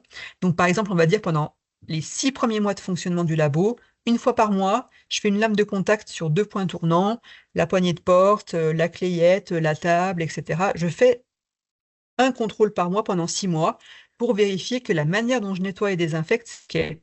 Et puis ensuite, je vais décider que ce sera une fois tous les 2 mois ou une fois tous les 3 mois. Voilà. Et ce plan de maîtrise sanitaire, il va être ensuite validé par les services vétérinaires lorsque vous allez être contrôlé. Et les lames de contact, ça s'achète sur les sites internet, des boîtes spécialisées, ça s'achète en labo. Voilà, ils vous vendent des lames. Ce sont des lames qui ont une durée de vie. Il ne faut pas en acheter en grosse quantité parce que ça périme. Mais ça reflète vraiment ce qui se passe dans votre milieu. Voilà. Et une autre question après. Ouais. Et vous pouvez me dire l'heure, on a bientôt fini là ou pas? Parce que j'ai plus de montre, j'ai plus Il est rien. 16h. Ah oui, donc on est dans les choux là. Une question du coup. Je cite, je suis éleveuse de porc et elle fait transformer sa viande par un prestataire extérieur. Elle Oui. la récupère pour la faire fumer et sécher, Oui. puis la découper et la mettre sous vide. Du Oui. coup, elle a Oui. besoin d'un PMS et du coup, et d'un Elle a labo de besoin d'un atelier, elle a besoin d'un atelier de transformation agroalimentaire déclaré, officiel, d'une formation à l'hygiène et d'un PMS. Merci Julie, je Là, te il y a laisse une continuer. manipulation majeure des produits, hein. Mm. Et donc, déclaration de l'activité. C'est la On va question peut-être passer. suivante, Ouais. justement. Quel type de déclaration avez-vous déjà faite?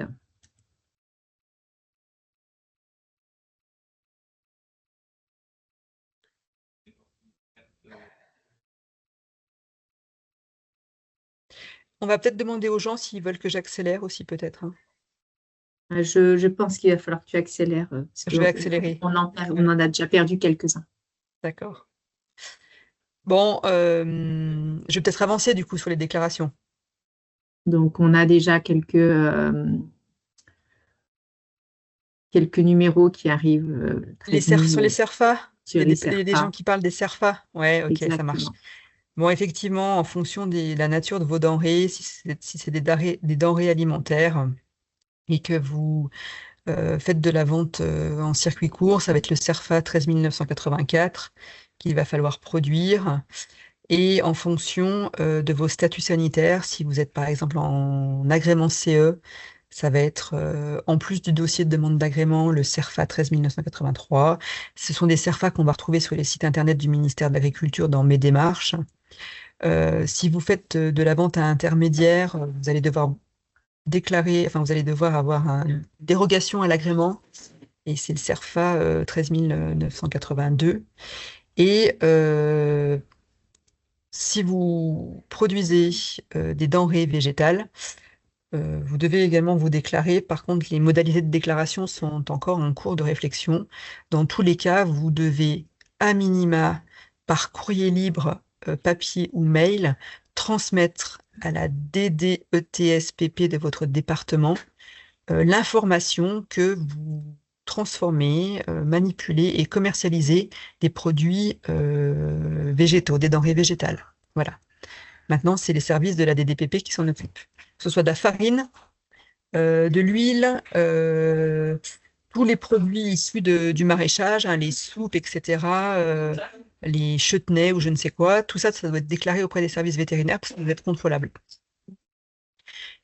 Je ne sais pas s'il y a des personnes qui font des volailles, notamment des poules. Vous devez également déclarer votre élevage, être formé à la biosécurité. Si vous avez moins de 250 pondeuses, vous ne pouvez faire que de la vente en direct. Les œufs doivent être vendus en vrac dans un rayon de moins de 80 km. Si vous voulez vendre à des intermédiaires, restaurants, boulangerie, pâtisserie, etc., vous devez passer par un centre d'emballage des œufs. Donc, soit c'est un centre d'emballage des œufs que vous mettez en place, c'est un labo de transfo sur la ferme, ou alors vous utilisez celui d'un collègue.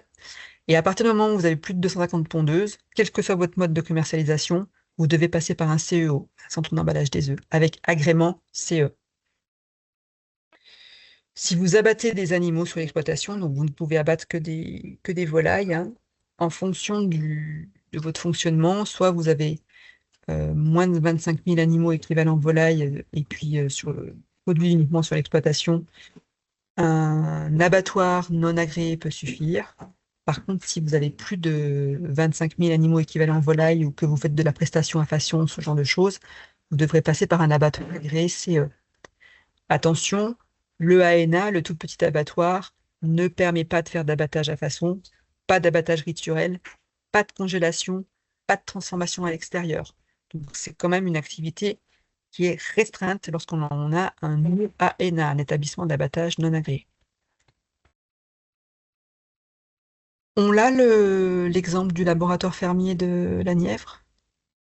Ce que je vous propose, c'est qu'on mette le lien de la petite Parfait. vidéo qui reprend un exemple de laboratoire fermier qui a été créé il y a quelques années dans la Nièvre, qui reprend un petit peu tous les éléments que Julie vient de vous présenter en termes d'hygiène, de plan de maîtrise sanitaire. On vous met le lien dans le chat, comme ça vous pourrez le regarder, ça vous fera un bon exercice de synthèse.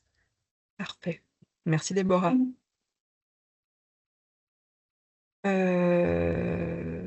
Ça, je vais le laisser pareil. Poser vos questions au fur et à mesure dans le chat. Est-ce que vous avez des questions que vous souhaiteriez aborder lors d'un prochain webinaire? Je vous laisse mettre ça dans le chat et puis moi, je continue. Voilà. Hein? Oui, C'est c'était OK? si vous aviez des thématiques sur lesquelles vous souhaiteriez qu'on intervienne en format webinaire comme celui-ci. Je voulais vous donner 3 dates de formation sur les formations à l'hygiène. Pour les produits carnés et les œufs, on a une formation qui se tient sur 2 jours, les 6 et 13 novembre en Côte d'Or. Pour les produits végétaux, on a une formation le 10 février 2026, plus une demi-journée le 3 mars en Côte d'Or. Pour les produits laitiers, formation les 17 et 18 novembre 2025 à Davaillé. Tous les ans, on remet à jour notre planning de formation. Vous allez toujours trouver des formations à l'hygiène en Bourgogne-Franche-Comté qui sont réalisées par les chambres d'agriculture. Prochain webinaire, ce sera un webinaire spécial sur l'étiquetage. Notre intervenante, c'est Claire Dhuic de la Chambre d'agriculture de Lyon. Et il aura lieu le vendredi 14 novembre à 14 h. Elle sera peut-être moins bavarde que moi. Ça durera peut-être moins longtemps. Donc là, vous avez le QR code ou le lien direct pour pouvoir avoir les informations sur ce webinaire. Nous avons remis, pardon, sur cette carte l'ensemble des conseillères spécialisées autour de la thématique de la diversification et des circuits courts. Voilà, donc vous pourrez revenir dessus lorsque vous revisionnerez ce webinaire. Et puis, alors, voilà, s'il y en a certains qui ont besoin de poser des questions, moi, je vous propose encore 10 minutes, 10-15 minutes s'il y a besoin. N'hésitez pas, en live, vous prenez la parole et vous posez vos questions. Je suis désolée, on a eu un peu de mou, voilà, mais c'est assez vaste comme question, l'hygiène.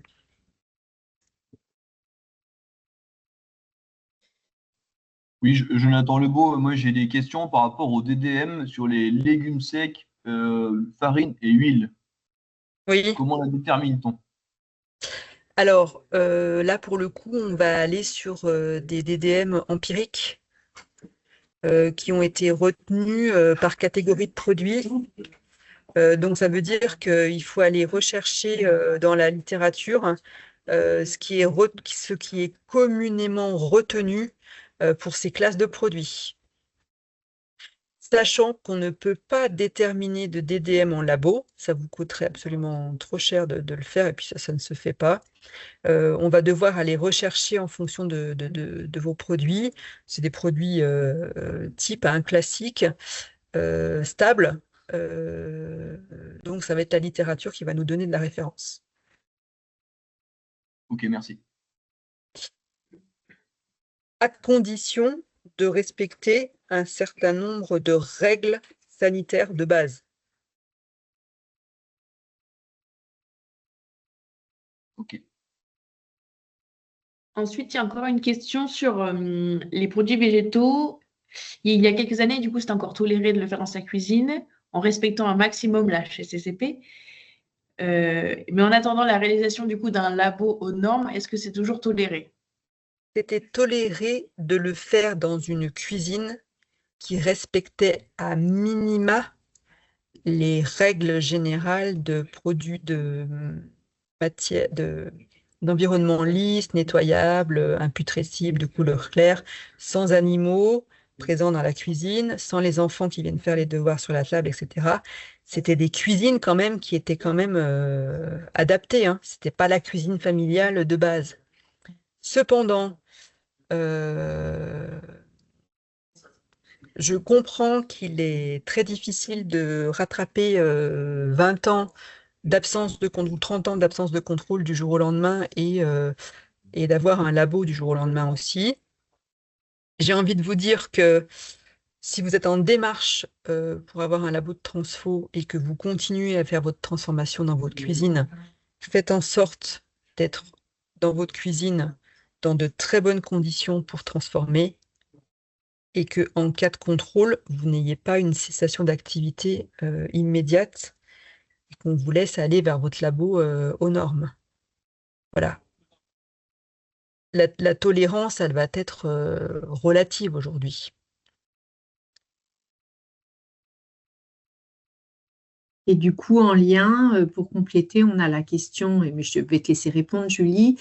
Est-il possible de louer un local soumis à un PMS à jour, type cuisine de salle des fêtes, notamment pour le végétal? Tout à fait. Pour le végétal, pour l'animal, profitez des structures existantes. Si vous ne souhaitez pas ou vous ne pouvez pas, et des fois, c'est pas cohérent d'investir dans un labo à la ferme parce que ça représente voilà, un amortissement conséquent, des charges de fonctionnement, etc. Si vous avez la possibilité d'utiliser les cuisines de salle des fêtes avec un PMS, allez-y.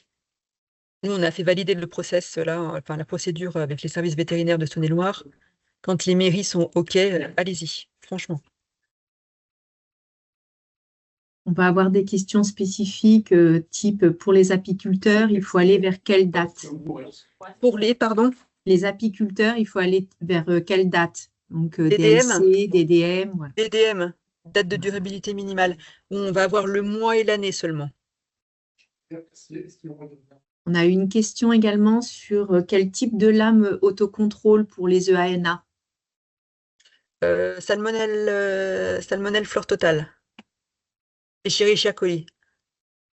Ok. Et est-ce que une réglementation spécifique pour les produits séchés type PAM, PPAM, pardon? Enfin, C'est-à-dire, ça veut dire quoi, une réglementation spécifique? Écoute, je ne sais pas, je reprends la réglementation. C'est un produit, ouais, c'est un produit végétal, donc il est soumis à la réglementation de l'hygiène en végétal générale. Oui, Voilà. je pense que c'est plutôt le barème de séchage qu'il faudra que soit le bien barème identifié. de séchage. Enfin, je rajoute, hein, j'essaye de compléter, je me dis qu'il faut préciser le barème de séchage pour ce...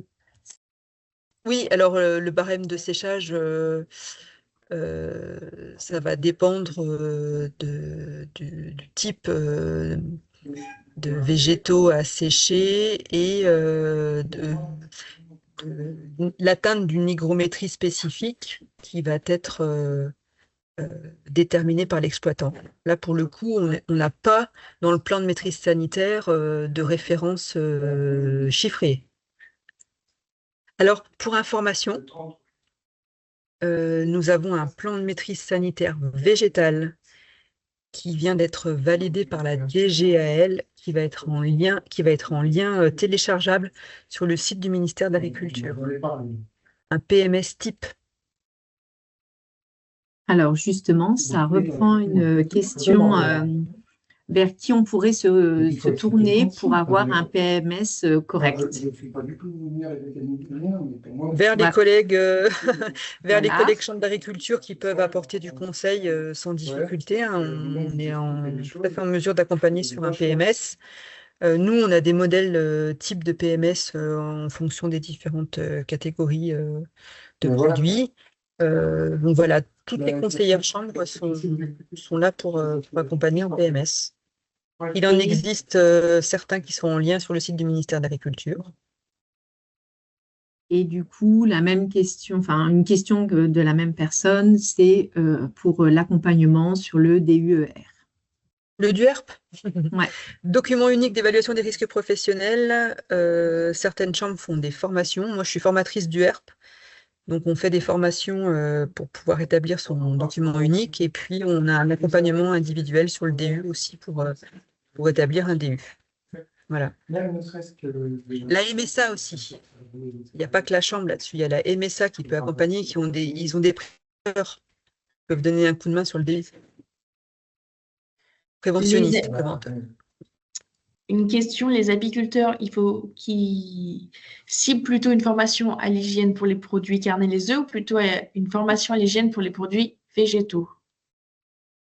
Pour avoir leur réponse à leur question. Alors, le souci du miel, c'est qu'on est bien sur un produit d'origine animale. Moi, ça fait 22 ans que je suis technicienne en chambre. Je les ai toujours pris en formation hygiène animale. Par contre, voilà, alors maintenant, enfin ça fait 2-3 années, même un peu plus, j'ai inclus les analyses de risque pour le miel. J'ai inclus les diagrammes de fabrication pour le miel. Et de toute façon, toute la base du PMS, que ce soit des œufs, du miel, des PAM, le PMS sera le même. Donc, je dirais que si certains veulent quand même venir en végétal, parce que c'est sur une journée, je dirais pourquoi pas, mais à condition d'avoir un PMS cohérent derrière. Moi, ce que je voulais vous Ouais, je fais une réponse de Normande. Et Et c'est un produit d'origine animale, hein. C'est le CERFA 13984 qu'on réalise, hein. Normalement, c'est de la formation hygiène animale. Ouais, d'ailleurs, hein, le miel se déclare via le CERFA 13984. Vous avez votre NUMAPI pour la déclaration de l'élevage et vous avez le CERFA 13984 pour la vente de votre miel. On a une autre question avec un labo de transfo viande et un labo de transfo laitier séparés, bien évidemment. Ouais. Est-ce que la plonge peut être commune et est-ce que le SAS peut être commun?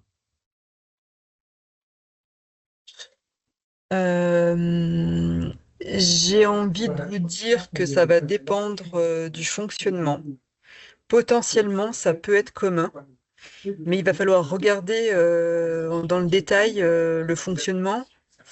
Et par exemple, si les vestiaires donnent dans un couloir et qu'ensuite on a un labo d'un côté et un labo de l'autre, là c'est tout à fait entendable d'avoir un SAS commun, pas de souci. Et l'autre truc, c'était la plonge. J'aurais tendance à dire oui. Oui, on pourrait avoir une plonge en commun, pareil si le fonctionnement est adapté. Ouais. Pareil, ça s'étudie hein, dans le plan de maîtrise sanitaire, dans l'analyse des risques, il faut regarder ça de près. Ouais. Mais pourquoi pas? Pour ceux qui sont encore connectés, si vous avez des questions, n'hésitez pas à prendre la parole. Je pense qu'on a fait à peu près le tour avec Elora des questions qui étaient dans le chat. Alors, on peut en avoir oublié, donc n'hésitez pas à reprendre la parole et à poser vos questions à Julie qui est disponible. Ouais. Pour info, concernant les labos de transfo, voilà, moi je fais de la conception de labos de transfo. On a certaines collègues en chambre qui ont été formées à la conception. On peut vous accompagner sur l'établissement de vos ateliers de transfo et ou auditer voilà, des lieux pour réaliser de la transformation. Et on peut également, quand on nous envoie des plans par mail, hein, avoir un œil sur vos plans, si vous avez besoin. Avant validation par les services vétérinaires.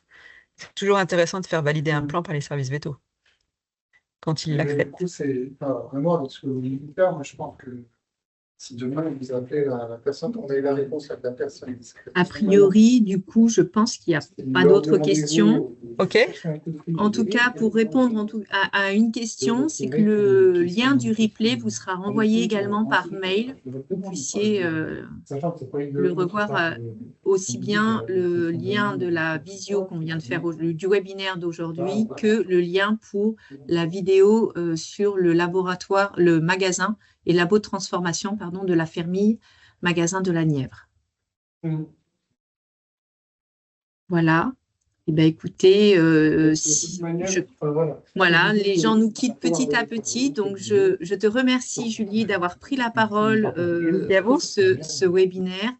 N'hésitez pas, vous avez les contacts de chaque conseiller chambre d'agriculture. Donc, n'hésitez pas à prendre attache auprès d'eux.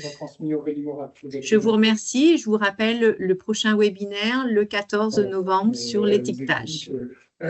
Bonne journée à vous. Au revoir. Au revoir. Bonne journée à tous.